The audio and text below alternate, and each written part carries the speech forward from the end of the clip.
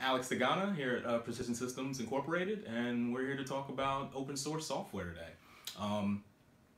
Starting with the very concept of open source, it simply means freely available software where the source code is open to the public. You can review every line of code, see exactly what's in there, and it's typically supported by the community or online developers working in collaboration.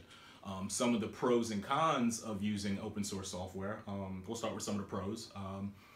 Can save you a little bit of money without having to write a new package. You don't have to reinvent the wheel. You also have more developers looking at the code, so it may be easier to find problems or issues with the code, and it could be a little more reliable because it's more battle tested. Many people are using it, a lot of people are commenting and fixing bugs, so it can be a little more reliable. Some of the cons of using open source software can be related to licensing. Certain licenses require you to share your source code with others after you use the library. You don't typically get as much support as you would with a commercial package. Most of the support is focused in the online community, forums and user groups, things of that nature. And open source software can also be vulnerable to malicious code. Someone can go in and maybe put a backdoor or a bad update in the code. However, given the community nature of the software, the malicious code issue may correct itself over time. You know, if someone adds something today, for instance, in the code set, because that source code is openly available to everybody, presumably over time someone would catch that and say, hey, this line of code looks suspicious, let's analyze it, fix it, and find out what the issues are. Open source software can save you a little bit of money and time to market. You don't want to reinvent the wheel, as they say, or spend time solving problems that have already been solved.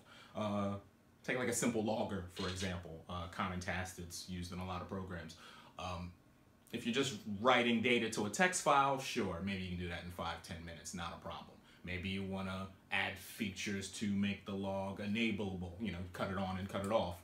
Fine, you can add that in a couple minutes, but as soon as you start adding more and more features, you may want to consider using a library, something you've previously written or something open source.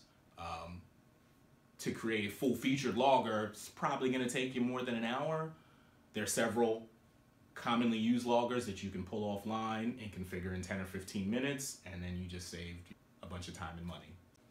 So as far as selecting open source software and considerations, testing is always a concern. You got to test your systems, and while you would most likely perform system level and integration level testing yourself to make sure the library performs as intended, most popular open source libraries come with some form of unit testing to just make sure that they work as intended. So you can run the tests that come with the libraries, and then you can run your own system and integration level tests when you put your application together. If you found this video to be helpful and would like to learn more, or if you'd like to learn about another specific software development related topic, let us know in the comments below or send us a message at info@psi-software.com.